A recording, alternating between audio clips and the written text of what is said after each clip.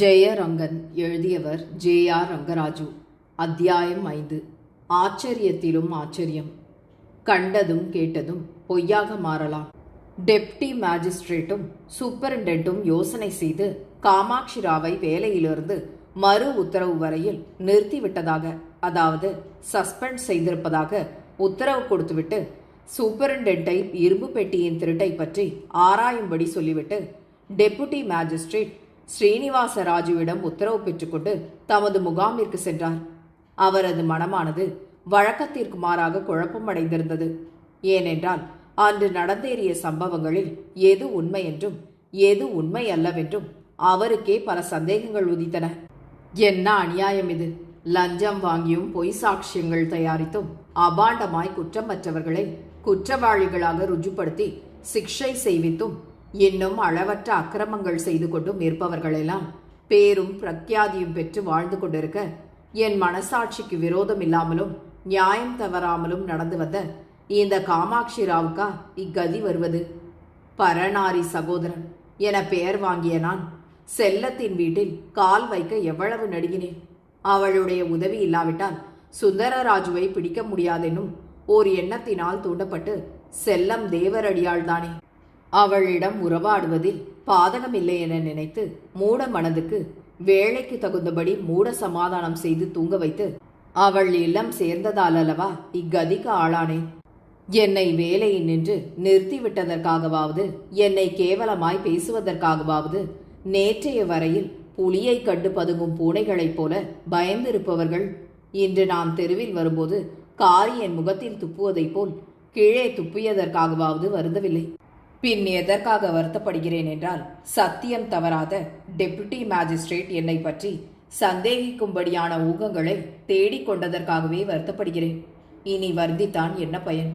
ஆயினும் எனக்கு இருக்கும் கொஞ்சம் பித்திராஜித சொத்தை செலவழித்தாகிலும் டெபுட்டி மேஜிஸ்ட்ரேட் நினைக்கிறபடி நான் அயோக்கியன் அல்ல என்று அவருக்கு திருப்தியாகும்படி நிரூபிக்க வேண்டியது அத்தியாவசியம்.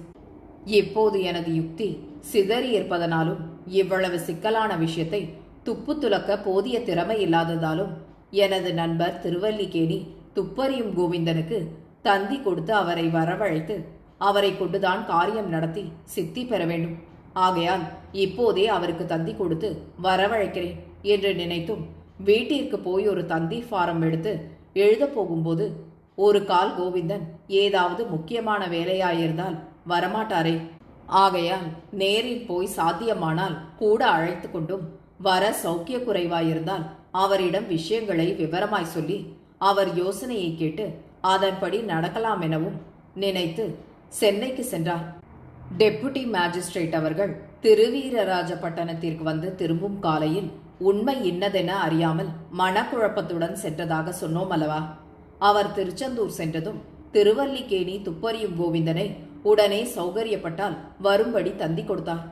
தந்தி கொடுத்த மறுநாள் இரவு 10 மணிக்கு டெபுட்டி மேஜிஸ்ட்ரேட் ஏகாந்தமாய் வேலை செய்து கொண்டிருந்த போது கோவிந்தன் அறைக்குள் வந்து வந்தனோபசாரம் செய்தார். டெபுட்டி மேஜிஸ்ட்ரேட் அவருக்கு ஆசனம் அளித்து அருகில் உட்கார சொல்லி எழுந்து கதவடைக்க போனார். கோவிந்தன் தான் கதவை தாழிட்டு வந்ததாக சொல்லி சமாச்சாரம் கேட்டார். டெப்டி மேஜிஸ்ட்ரேட் நடந்த விற்த்தாந்தங்களை சொல்லி காமாட்சி ராவை பற்றி என்ன நினைக்கிறார் என்று கேட்டார். கோவிந்தனுக்கு காமாட்சி ராவை பற்றி தெரிந்த வரையில் மனித இயற்கையை நம்புவதாகில் காமாட்சி ராவ் நியாயம் தவறி நடந்திருக்க மாட்டார் என்றே நம்புவதாகவும், அவரை கண்டு பேசி எல்லா விஷயங்களையும் சீர்தூக்கி பார்த்த பின் விவரமாய் சொல்லுவதாக சொல்லிவிட்டு பின் தொடர்ந்தார். தாங்கள் சொல்வதை பார்த்தால் தாங்கள் சோதனை போட்ட காலையில் சுந்தரராஜு அரண்மனையில் ஏதாவது ரகசியமான இடத்தில் இருந்திருக்க வேண்டும் என்று நினைப்பதாக அல்லவா தோன்றுகிறது என்றார். அதை கேட்ட டெபுட்டி மேஜிஸ்ட்ரேட், ஆம், ஏனெனில் நான் மும்முறை கேட்டும் ஸ்ரீனிவாசராஜு அதற்கு நேரான பதில் அளிக்கவும் இல்லை, சுந்தரராஜு அரண்மனையில் இல்லை என்று சொல்லவும் இல்லை. அந்த முட்டாள் காமாட்சி ராவின் மூட அவசரத்தினால் வாரண்ட் கொடுக்கும்படி நேரிட்டது. இல்லாவிட்டால் சுந்தரராஜுவை அப்போது பிடிக்க சாத்தியமாகாவிட்டாலும் ஸ்ரீனிவாசராஜு என்னிடம் பொய் சொல்ல மாட்டாராதலால் உண்மை அறிந்திருப்பேன். இனி அதை பற்றி கேட்க சந்தர்ப்பம் ஏற்படாது என்றார். அதற்கு கோவிந்தன், ஆனால் சுந்தரராஜு இன்னும் அவ்விடத்தில் இருப்பதாக தாங்கள் நினைக்கிறீர்களா என்று கேட்டார். உடனே டெபுட்டி மேஜிஸ்ட்ரேட், இல்லை, ஏனெனில் சுந்தரராஜுவால் சேர்ந்தாற்போல் சில மணி நேரம் கூட ஒரே இடத்தில் இருக்க முடியவே முடியாது. அவர் அதை விட பிராண தியாகம் செய்து கொள்வது நலமென நினைக்கக்கூடியவர். மேலும் ஸ்ரீனிவாசராஜு அப்படி சட்டவிரோதமான காரியங்களை செய்யப்பட்டவர் அல்லர். சுந்தரராஜுவும் யோக்கியர்தான். ஆனால் தனது இஷ்டத்திற்கு மாறாக நடக்க பார்க்க சகிக்க மாட்டார். முற்காலத்தில் அரசாண்ட அரசர்களுக்கு எவ்வளவு உரிமையும் சுயேட்சையும் இருந்ததோ அவ்வளவும் இக்காலத்தில் கூட தனக்கு இருப்பதாக பைத்தியகாரத்தனமாய் ஒரு அகந்தை கொண்டவர். அதுதான் அவருடைய கஷ்டங்களுக்கெல்லாம் காரணம் என்றார். அதற்கு கோவிந்தன், இப்போது என்னை எதற்காக வரவழைத்தீர்கள்? நான் செய்ய வேண்டியது என்ன? சுந்தரராஜு எங்கிருக்கிறான் என்று கண்டுபிடிக்க சொல்கிறீர்களா என்ன என்று கேட்டார். அதற்கு டெப்டி மேஜிஸ்ட்ரேட், அது போலீசாருடைய வேலை. நமக்கு அதை பற்றி அக்கறை இல்லை. தாங்கள் செய்ய வேண்டியது ஒன்றுதான்.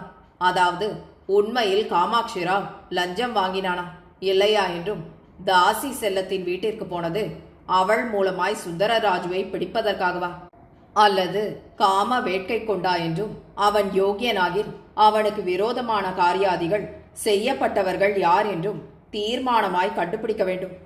உண்மையில் காமாட்சி ராவின் குணம் மாறிவிட்டதென தங்கள் மனதில் பட்டுவிட்டால் அத்துடன் தாங்கள் ஆராய்ச்சியை நிறுத்திக் கொள்ளுங்கள். மாமூல் சட்ட பிரகாரம் நடப்பன நடக்கட்டும்.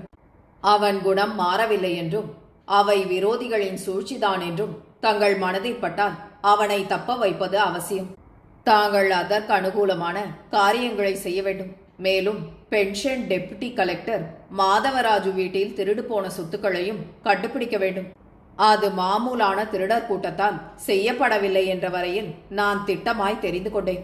ஆகையால் காமாட்சி ராவின் விரோதிகள் இன்னார் என்று ஏற்பட்டால் அவர்கள் மூலமாய் திருட்டு சொத்துக்களை கண்டுபிடிக்கலாம். அல்லது திருட்டு சொத்துக்களை கண்டுபிடித்தால் காமாட்சி ராவின் விரோதிகள் இன்னார் என்று ஏற்பட்டுவிடும். அல்லது களவு போன சொத்துக்களும் காமாட்சி ராவிடம் அகப்படும். ஆகவே திருடு போன சொத்தை கண்டுபிடித்தால் எல்லா விஷயங்களும் விவரமாய் தெரிந்துவிடும் என்றார். அதற்கு கோவிந்தன், நல்லது, தங்கள் அபிப்பிராயத்தின்படியே கண்டுபிடிக்க பிரயாசைப்படுகிறேன்.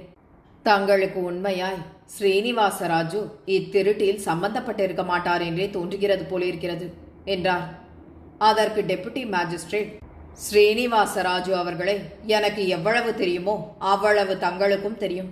ஆகையால் என் உண்மையான அபிப்பிராயத்தை தாங்கள் அறிவீர்கள் என்றார். உடனே கோவிந்தன், ஏதாவது அவசியம் நேரிட்டால் அவரை வந்து பார்ப்பதாக சொல்லிவிட்டு திருவீரராஜபட்டணம் சென்று ஸ்ரீனிவாசராஜு அவர்களின் அரண்மனைக்கு போய் தனது பெயர் பதித்த சீட்டை கொடுத்து அனுப்பினார். ஸ்ரீனிவாசராஜு கோவிந்தனை எதிர்கொண்டு அழைத்து உபசரித்து, என்ன காரியமாய் வந்தீர்கள் என்று கேட்டார். அதற்கு கோவிந்தன், திருச்செந்தூரில் தற்காலம் முகாம் செய்திருக்கும் டெபுட்டி மேஜிஸ்ட்ரேட் அவர்கள் சில சந்தேகங்களை நிவர்த்தி செய்யும்படி என்னை வரவழைத்து சொன்னார்கள். தாங்கள் இஷ்டப்பட்டால் அச்சந்தேகங்களை தங்களிடமே கேட்டறிந்து நிவர்த்தி கொள்ளலாம் என்னும் எண்ணத்துடன் வந்தேன். தாங்கள் எப்போதும் உண்மை பேசப்பட்டவர்கள் என்பதை நான் உணர்வேன். ஆகையால் இஷ்டப்பட்டால் தெரிவியுங்கள். இல்லாவிட்டால் தாங்கள் சொல்லும் பதிலிலிருந்தே தங்களுக்கு சொல்ல இஷ்டமில்லை என அறிந்து கொள்கிறேன் என்றார். அதற்கு ஸ்ரீனிவாசராஜு, எனக்கு தங்களிடம் உண்மை சொல்வதில் எவ்வித ஆட்சேபனையும் கிடையாது. ஏனெனில் எவ்விஷயங்களை வெளியிடக்கூடாதென்று வேண்டிக் கொள்கிறேனோ அவைகளை தங்களிடம் சொல்லாததாகவே மறந்து விடுவது தங்கள் சுபாவம் என்பதை நான் நன்கு உணர்வேன். தங்கள் மனதில் எவ்வித களங்கமும் இல்லாமல் எதை வேண்டுமானாலும் கேளுங்கள். உண்மையான பதில் அளிக்கிறேன் என்றார். அதை கேட்ட கோவிந்தன், போலீசார் தங்கள் வீட்டை சுற்றி கடின காவல் புரியும் போது தங்கள் குமாரரான சுந்தரராஜு எவ்விதம் இங்கிருந்து வெளியேறினார் என்று கேட்டார். அதற்கு ஸ்ரீனிவாசராஜு, முற்காலத்தில் விரோதிகள் கோட்டையை முற்றுகை போட்டு சுற்றி கொண்டால் எவருக்கும் தெரியாமல் தப்பி போவதற்காக ரகசிய சுரங்க அறை ஒன்று அரண்மனையில் இருக்கிறது. அவ்வழியாக சுந்தரம் தப்பி போனான். தங்களுக்கு அவ்வழியை காண்பிக்கிறேன் என்றார். அதற்கு கோவிந்தன், ஆனால் இன்ஸ்பெக்டர் காமாட்சி ராவுக்கு லட்சம் ரூபாய் லஞ்சம் கொடுத்ததாக புகார் செய்தது பொய்தானோ என்று கேட்டார். அதற்கு ஆம் என்று மறுமொழி கூறினார் ஸ்ரீனிவாசராஜு. உடனே கோவிந்தன், அவர் பேரில் அபாண்டம் ஏற்படும் விதமான கடிதங்கள் எழுதியது யார் என்று கேட்டார். அதற்கு ஸ்ரீனிவாசராஜு, என்னாலாவது எனது தூண்டுதலாலாவது ஒன்றும் நடக்கவில்லை. அப்படி செய்தவர்கள் இன்னார் என்றும் எனக்கு இதுவரையில் தெரியாது என்றார். அதற்கு கோவிந்தன், இதுவரை தெரியாதென்றால் எப்போது தெரியுமோ என்று கேட்டார். அதற்கு ஸ்ரீனிவாசராஜு, எப்போதும் தெரியாது என்றார். உடனே கோவிந்தன், ஆனால் சுடலை கோவிலில் லஞ்சம் வாங்கிய தொகையை புதைத்திருப்பதாக கடிதம் எழுதி அதிகாரிகளை வரவழைத்து தோண்டி பார்க்க செய்து அங்கிருந்து 137 சவரன்கள் அகப்படும்படி செய்ததும் தாங்கள் அல்ல போலும் என்று கேட்டார். அதற்கு ஸ்ரீனிவாசராஜு, நானும் அல்ல, அப்படி செய்தவர்கள் இன்னார் என்றும் தெரியாது என்றார். உடனே கோவிந்தன், இப்போது சுந்தரராஜு இங்கிருக்கிறாரா என்று கேட்டார். இல்லை என்று ஸ்ரீனிவாசராஜு பதில் கூறினார். இந்த ஊரிலாவது இருக்கிறாரா என்று கேட்டார் கோவிந்தன். இல்லை என்று மறுமொழி கூறினார் ஸ்ரீனிவாசராஜு. பிறகு கோவிந்தன், டெபுட்டி கலெக்டர் மாதவராஜுவின் வீட்டில் அன்றிரவு கோப சிரிப்பு சிரித்து, செல்லம் ஜாக்கிரதை, சுந்தரராஜுவை உயிருடன் பிடித்து சிறையிடக்கூடிய வல்லவனும் இவ்வுலகின் கண் இருக்கிறானா என்று பேசியது யார் என்று கேட்டார். சுந்தரராஜுதான் என்று கூறினார் ஸ்ரீனிவாசராஜு. உடனே கோவிந்தன், அவ்வீட்டிற்குள் எவ்வாறு சென்றார், அங்கிருந்து எப்படி காணாமல் போனார் என்று கேட்டார். அதற்கு ஸ்ரீனிவாசராஜு, 3வது மெத்தை தட்டட்டிக்கு 5வது வீட்டிலிருந்து ஒவ்வொரு மெத்தையின் வழியாய் தாண்டி சென்றார். தன்னுடன் எடுத்து போன ஏனியை திட்டிவாசல் வழியாய் கீழே வைத்து இறங்கினார்.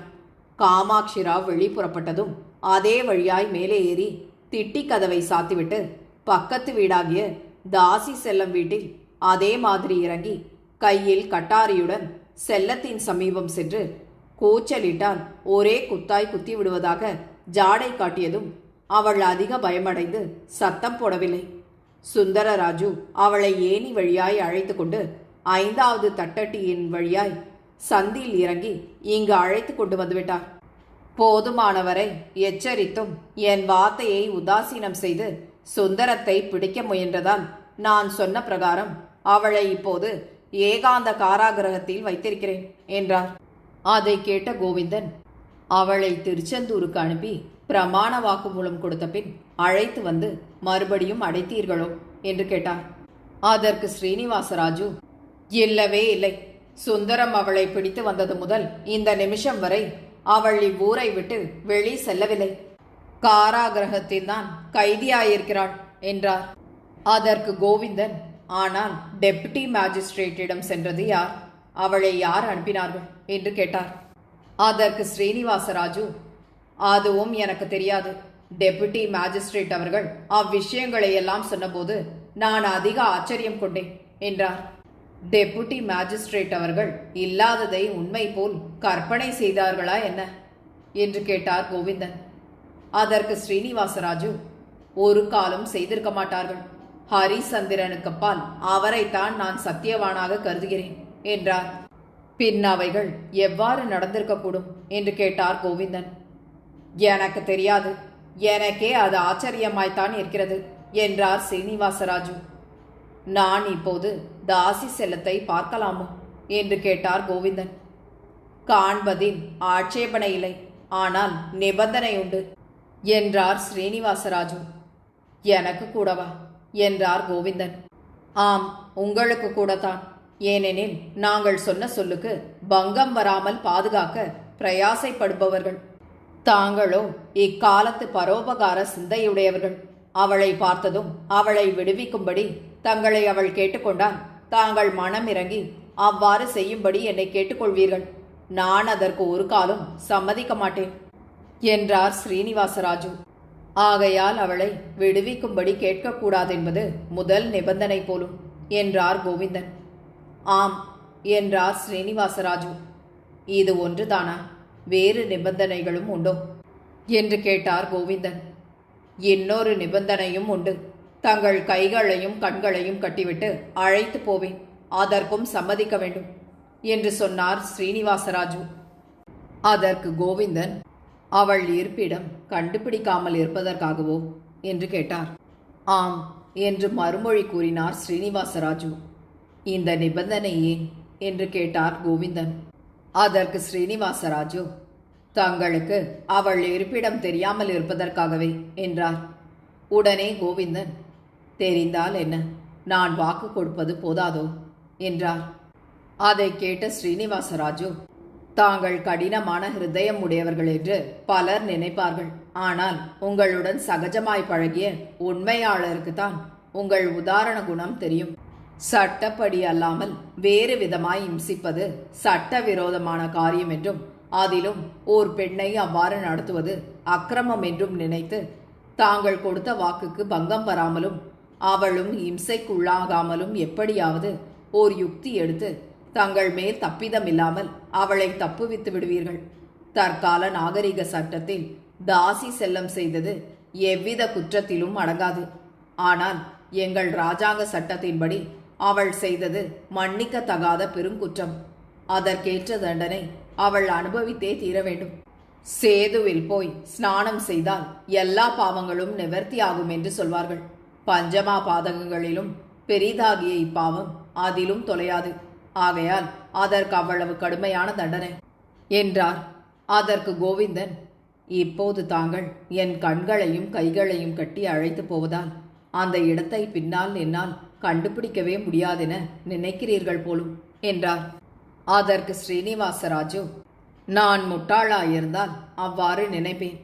தாங்கள் அவள் இருப்பிடத்தை கட்டாயமாய் கண்டுபிடித்து விடுவீர்கள் என்றே நம்புகிறேன். ஆனால் தாங்கள் கண்டுபிடித்தவுடனே அவளை விட்டு விடுவதில் ஆட்சேபனை இல்லை. தாங்கள் வாரண்டுடனாவது அதிகார தோரணையிலாவது வரக்கூடாது. எனக்கும் எவ்வித தீங்கும் இழைக்கக்கூடாது என்றார். அதை கேட்ட கோவிந்தன், அப்படி இருப்பேன், ஏன் இந்த நிபந்தனைகள் என்று கேட்டார். அதற்கு ஸ்ரீனிவாசராஜு, நிபந்தனைகள் இருந்தே தீர வேண்டும். ஏனெனில் தங்களால் கண்டுபிடிப்பது சாத்தியம் என்பதை ஒப்புக்கொண்டேனே ஒழிய உடனே கண்டுபிடிக்க முடியாது. தாங்கள் துப்பு கண்டுபிடித்து முடிய குறைந்தது 1 மாதமாவது பிடிக்கும் என நினைக்கிறேன். அதற்குள் அவளுக்கு போதுமான தண்டனை விதிக்கப்பட்டுவிடும். அப்போது அவளாக என் மீது எவ்வித குற்றமும் சாட்ட முன்வரமாட்டாள். அப்படி செய்தாலும் என்னால் தப்பித்துக் கொள்ளக்கூடும் என்றார். அதற்கு கோவிந்தன், டெப்புட்டி மேஜிஸ்ட்ரேட்டிடம் போலீஸ் செல்லம் கொடுத்த பிரமாண வாக்கு மூலமே தங்களை தப்பித்துவிட போதுமானது. இன்னும் ஒரே கேள்விதான். டெப்டி கலெக்டர் மாதவராஜுவின் வீட்டில் கொள்ளையடித்தது யார் என்று கேட்டார். உடனே ஸ்ரீனிவாசராஜு, அதுவும் எனக்கு தெரியாது. நாங்கள் திருட்டுக்கும் கொள்ளைக்கும் சம்பந்தப்படுவோம் என்று தாங்கள் நினைக்கிறீர்களா என்று கேட்டார். அதற்கு கோவிந்தன், தாங்கள் அப்பேற்பட்ட இழி தொழில்கள் செய்ய சம்பந்தப்பட்டு இருக்க மாட்டீர்கள் என்பதை நான் நன்கு உணர்வேன். ஒரு கால் காமாட்சி ராவ் பேரில் பழி சுமத்துவதற்காக செய்திருக்கலாமோ என சந்தேகித்தேன் என்றார். இல்லை, அவ்விஷய சம்பந்தமான காரியாதிகள் ஒன்றுமே எனக்கு தெரியாது என்றார் ஸ்ரீனிவாசராஜு. ஒரு கால் இன்ஸ்பெக்டர் காமாட்சி ராவை எடுத்திருப்பாரோ என்று கேட்டார் கோவிந்தன். நான் என்னையும் தங்களையும் டெபுட்டி மேஜிஸ்ட்ரேட் அவர்களையும் எவ்வாறு நம்புவேனோ அவ்வாறே அவரையும் அதிக யோக்கியர் என்றும் அக்கிரமங்களுக்கு சம்பந்தப்படாதவர் என்றும் கருதுகிறேன். ஆகையால் அவர் எடுத்திருக்கவே மாட்டார் என்றார் ஸ்ரீனிவாசராஜு. ஆகவே காமாட்சி ராவுக்கு வேறு யாரோ பெரிய விரோதி இருப்பதாக ஏற்படுகிறது என்றார் கோவிந்தன். உடனே ஸ்ரீனிவாசராஜு, அவர்கள் காமாட்சி ராவின் விரோதிகளோ எங்கள் விரோதிகளோ தெரியவில்லை. ஏனெனில் சாதாரணமாய் உண்மை அறியாதவர்களெல்லாம் காமாட்சி ராவுக்கு விரோதமாய் இவைகளையெல்லாம் நாங்களே செய்வதாகத்தானே கருதுவார்கள். ஏன், காமாட்சி ராவ் தான் என்ன நினைப்பார் என்று கேட்டார். அதற்கு கோவிந்தன், ஆம், உண்மைதான். ஆகையால் இக்காரியங்களையெல்லாம் செய்தவர்கள் இன்னார் என்று கண்டுபிடிக்க வேண்டியது அவசியமாகிறது. தங்கள் குமாரரின் எதிரி மிராஸ்தாரான வீராசாமி ரெட்டியாரின் வேலையாயிருக்குமோ என்று கேட்டார். அதற்கு ஸ்ரீனிவாசராஜு, வீராசாமி ரெட்டி இன்னும் ஜெயிலிலிருந்து விடுதலை அடையவில்லை. அவர் தூண்டுதலால் நடந்தேறி இருக்கலாமோ என்னமோ, திட்டமாய் என்னால் சொல்ல முடியவில்லை என்றார். அப்பால் கோவிந்தனிடம் கண்களை அவிழ்த்து பார்ப்பதில்லை என்ற வாக்குறுதி பெற்று கண்களை மாத்திரம் கட்டி தெருவுக்கு அழைத்து சென்று வண்டியில் ஏற்றினார். வண்டி உடனே புறப்பட்டது. வண்டியை ஓட்டினது இன்னார் என்று கோவிந்தனுக்கு தெரியாது. வண்டி ஓட்டினவர் வழியில் வருபவர்களை எச்சரித்தாவது மாட்டை அதட்டியாவது தன் குரலை காட்டவில்லை. சுமார் அரை மணி நேரம் வரை வண்டி பல பக்கங்கள் திரும்ப திரும்ப சென்றதாகவும், கெட்டியான தரை, மேடு பள்ளமான தரை, மணல் தரை முதலியவை வழிகளில் இருப்பதாகவும் வண்டி போகும் மாதிரியிலிருந்து கண்டு கொண்டார். கடைசியாக வண்டி நின்றது. அங்கிருந்து கோவிந்தனை ஸ்ரீனிவாசராஜு இறங்க சொல்லி கோவிந்தனுடைய கைகளை கட்ட வேண்டும் என்றார். தான் கண்களை அவிழ்ப்பதில்லை என்ற வாக்குறுதியின் பேரில் இதுவரை கட்டாமல் இருந்ததற்கும் இனி கட்டுவதற்கும் காரணம் கேட்டார். வண்டியில் ஏறி இறங்குவதற்கு சௌகரியமாயிருக்கும்படி கைகளை கட்டாமல் அதுவரை விட்டதாகவும், இனி கைகளை கட்டாமல் இருந்தால் போகும் வழிகளில் வேண்டுமென்று கோவிந்தன் பார்க்காவிட்டாலும் கை ஆடுவதிலிருந்தும் கைகள் பக்கங்களில் பட ஏதுவாயிருக்கும் என்றும், அப்போது அவருக்கு அதன் மூலமாய் வழியை ஊகிக்க ஒரு கால் சாத்தியமாகும் என்றும் சொல்லி கைகளை கட்டி அழைத்து சென்றார். நடந்த வழி மணலாயிருந்தது. மணலில் எங்கோ அழைத்து போவதாக தெரிந்தது. அப்படி 15 நிமிஷங்கள் நடந்த பின் செங்கல் பாவிய தரையில் சேர்ந்ததும் ஒரு கதவை திறக்கும் சத்தம் கேட்டது. பின் கோவிந்தனை பிடித்து அழைத்து சென்றார். சற்று தூரம் அவ்வாறு சென்றதும் படிகளில் ஏறுவதும் இறங்குவதுமாக சுமார் 10 நிமிஷங்கள் வரையில் சென்றார்கள். கடைசியாக ஒரு கதவை திறக்கும் சத்தம் கேட்டது. ஸ்ரீனிவாசராஜு கோவிந்தனை அறைக்குள் அழைத்து சென்றதும் கதவை மூடி தாளிட்டு அவருடைய கைகளையும் கண்களையும் அவிழ்த்து விட்டார். கோவிந்தன் கண்கள் அவிழ்க்கப்பட்ட பின்னும் அவ்விடம் ஒரே இருட்டாயிருந்தது. உடனே கோவிந்தன், செல்லம் எங்கே இருக்கிறாள், ஒன்றுமே தெரியவில்லையே என்றதும் கைகளை மேலே தூக்கினார். பெரும் பாறையாக தென்பட்டது. அதற்கு ஸ்ரீனிவாசராஜு, பக்கத்து அறையில் படுத்திருக்கிறாள் பாருங்கள் என்றதும் ஏதோ தள்ளிய சத்தம் போல் கேட்டது. உடனே ஸ்ரீனிவாசராஜு ஜோபியில் கொண்டு வந்திருந்த காந்த விளக்கை எடுத்து பத்தானை அமுக்கினதும் சுமார் அரை கஜ அகலமுள்ள இரும்பு கம்பிகள் போட்ட ஜன்னல் தென்பட்டது. அக்கம்பிகளின் சந்துகளில் பார்த்ததில் ஓர் கட்டிலில் ஒரு பெண் படுத்திருந்ததாக கண்டார். அப்போது செல்லம், ஐயா, தாங்கள் இதுவரையில் எனக்கு விதித்த தண்டனை போதாதா?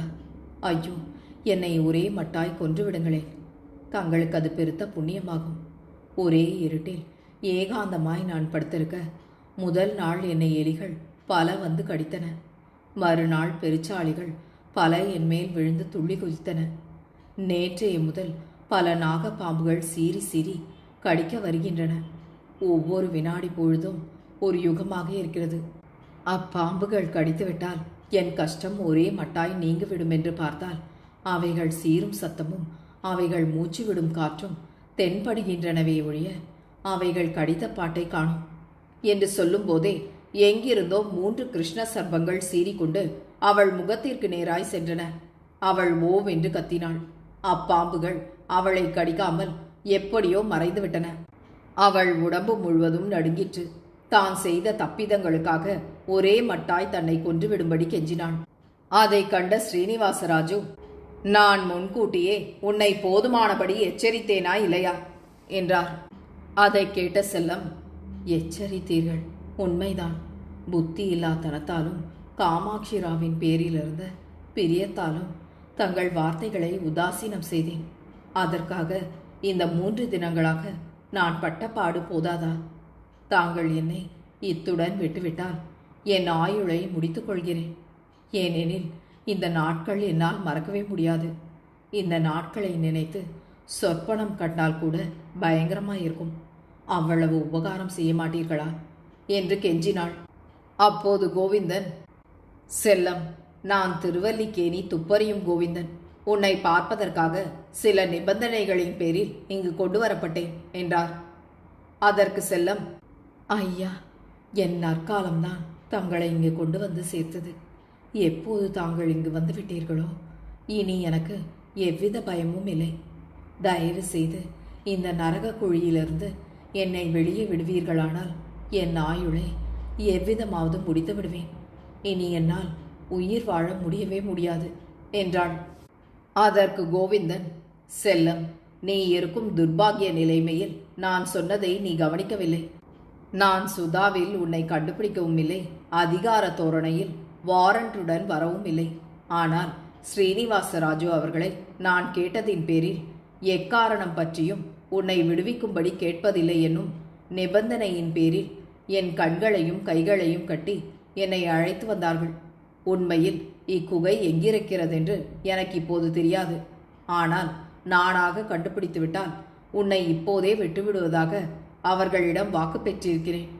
இவ்விடத்தை விட்டு வெளி சென்று என் கண்களை அவர்கள் அவிழ்த்து விட்ட நிமிஷம் முதல் இந்த இடத்தை கண்டுபிடிக்கும் வரையில் நான் வேறு வேலை செய்வதில்லை என உனக்கு வாக்களிக்கிறேன்.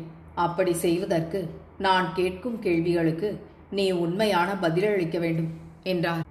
அதற்கு செல்லம், தங்களுடைய பிரதாபத்தை பற்றி போதுமான வரையில் நான் கேள்விப்பட்டிருந்த போதிலும் தாங்கள் இவ்விடத்தை கண்டுபிடித்து என்னை விடுவிக்க பல வாரங்கள் ஆகாவிட்டாலும் பல நாட்களாவது பிடிக்கும். அதற்குள் எனக்கு பைத்தியம் பிடித்து விடுவது நிச்சயம். மாமா, தங்கள் குமாரர் என் மீது வைத்திருந்த அன்பை உத்தேசித்தாவது என்னை இவ்வளவு தண்டனையுடன் விடுவிக்கும்படி தங்களை கெஞ்சி கேட்டுக்கொள்கிறேன் என்றாள். அதற்கு ஸ்ரீனிவாசராஜு, செல்லம், தெரியாமல் செய்திருக்கும் காரியமாகில் உன்னை உடனே மன்னித்து விடுவேன். எங்கள் குணங்களை நன்றாய் அறிந்திருந்தும் போதுமானபடி எச்சரித்த பின்னும் நீ சற்றும் அஞ்சாமலும் உண்ட வீட்டுக்கு ரெண்டகம் செய்கிறோமே என நினைக்காமலும் சுந்தரராஜுவை காட்டி கொடுத்து விட்டதற்காக நீ தண்டனை அடைந்ததும் இன்னும் இதைவிட அதிக பயங்கரமான தண்டனையை அடையப் போவதும் நியாயமே. ஐயா, நான் வெளியே சென்று 10 நிமிஷங்களுக்குள் வருகிறேன். தாங்கள் செல்லத்திடம் பேச வேண்டிய சமாச்சாரங்களை பேசி முடியுங்கள் என்றதும் காந்த விளக்கை அணைத்துவிட்டு கதவை திறந்து வெளியே சென்றார். காந்த விளக்கு வெளிச்சத்தில் முன்பக்கம் தெரியுமே ஒழிய பின்பக்கம் இருட்டாகவே இருக்குமாதலால் கோவிந்தன் இருந்த அறையில் என்னென்ன வஸ்துக்கள் இருந்தன என்றாவது அதன் அகல நீளம் எவ்வளவு என்றாவது தெரியவில்லை. உயரம் தன் தலைக்கு மேல் 1 அடி இருப்பதாக மட்டும் தெரிந்து கொண்டார். பின் கோவிந்தன் தொடர்ந்தார். செல்லம், உன் பரிதாபகரமான நிலைமைக்கு நான் வருந்தினாலும் நீ செய்த குற்றமும் சாமானியமானதல்ல என்பதை நான் ஒத்துக்கொள்ள கடமைப்பட்டிருக்கிறேன். நீ இவ்வளவு ஸ்திதியில் இருந்தாலும் இப்போது கூட உன்னிடம் எனக்கு நம்பிக்கை இல்லை. நாடக மேடையில் நடிகர்கள் சமயத்திற்கு ஏற்றவாறு சந்தோஷத்தையும் விசனத்தையும் கோபத்தையும் சாந்தத்தையும் நன்கு தெரியும்படி தங்கள் சாமர்த்தியத்தால் நடித்து காட்டியும் ஹரிச்சந்திரா, பிரகலாதா, மார்கண்டேயா, துருவா போன்ற சரித்திரங்களில் உயர்ந்த ஞானத்தையும் அத்வைத்தத்தையும் உபதேசித்து பல பாகவதர்கள் காலட்சேபங்கள் செய்யும் காலையில் மகா பக்திமான்கள் போலும் பரிசுத்தவான்கள் போலும் பிரசங்கங்கள் செய்தும் நாடகங்கள் காலட்சேபங்கள் முடிந்த மறு நிமிஷமே தங்களுக்கு அபிமானமுள்ள விதவா ஸ்திரீகளிடமும் வேசி கிரகங்களுக்கும் செல்வது போலும் இங்கிருந்து வெளியேறிய நிமிஷமே மறுபடியும் உன் விஷம செய்கைகளை ஆரம்பித்து விடுவாயோ என்னும் சந்தேகம் இருக்கிறது. பேசாமல் இரு. நீ குறுக்கே பேச வேண்டாம். உன்மேல் குறை கூறுவதில் பயனில்லை. உங்கள் குலத்தொழில் அப்பேற்பட்டது. உங்களை உங்கள் பெற்றோர்கள் குழந்தை முதலே அவ்வாறு பழக்குகிறார்கள். அதன் பயன் உங்களை நம்பி உயிருக்குயிராக எண்ணி தங்கள் உடல், பொருள், ஆவி ஆகிய 3ஐயும் தத்தம் செய்தவர்களின் கை வறண்டபோது அவர்களிடம் பெற்ற பெருந்தொகைகளையும் அவர்களால் அடைந்த நன்மைகளையும் அடியுடன் மறந்து அவர்களை அதோகதியாக்குவதோடு அவர்களை காட்டிக் கொடுப்பதும் கஷ்டங்களுக்கு உள்ளாக்குவதும் உங்கள் குலத்தொழிலாக இருக்கிறது. உங்களால் கெட்டு நாசமான குடும்பங்களுக்கு கணக்குண்டோ? ஆயினும் நீ இப்போது இருக்கும் பரிதாபகரமான நிலைமையிலிருந்து நரக பாதையிலிருந்து தப்ப விரும்பினால் நான் கேட்கும் கேள்விகளுக்கு உண்மையான பதில் அளி. பொய் சொல்வாயாகில் எனக்கு எவ்வித கெடுதலும் ஏற்படாது. நீ இன்னும் அதிக நாள் இந்த நரக பாதையை அனுபவிக்க வேண்டி வரும். இதை திட்டமாய் மனதில் வைத்துக்கொண்டு ஜவாபு சொல்லு என்றார். அதற்கு செல்லம், ஐயா, தாங்கள் சொன்னது முற்றும் உண்மையே. ஆயினும் கடவுள் சாட்சியாய் உண்மையான ஜவாபு சொல்கிறேன், கேளுங்கள் என்றாள். அதற்கு கோவிந்தன், உங்களுக்கு நித்தம் 1000 பொய் சத்தியங்கள் செய்வது வழக்கம். அது இருக்கட்டும். அன்றிரவு காமாட்சி ராவும் நீயும் பேசிக்கொண்டிருந்த போது வந்தது யார் என்று கேட்டார். அதற்கு செல்லம், சுந்தரராஜு ஐயா என்றாள். உடனே கோவிந்தன், எப்படி வந்தார்? நீ அவரை எப்போது பார்த்தாய் என்று கேட்டார். அதற்கு செல்லம், இன்ஸ்பெக்டர் அவரை பிடிப்பதற்காக கலெக்டர் எஜமான் வீட்டு பக்கம் சென்றார். நான் மாடியிலிருந்து பார்த்து கொண்டிருந்தேன். திடீரென்று என் காதில், கட்டாரி உன் மார்புக்கு நேராய் இருக்கிறது, ஜாக்கிரதை, நீ வாயை திறந்தால் கட்டாரியால் குத்தி விடுவேன், மூச்சு விடாமல் வீட்டிற்குள் போ என்று சுந்தரராஜு ஐயா சொன்னார்கள். அவர் குணம் எனக்கு நன்றாய் தெரியுமாதலால் நான் மூச்சு விடாமல் சென்றேன்.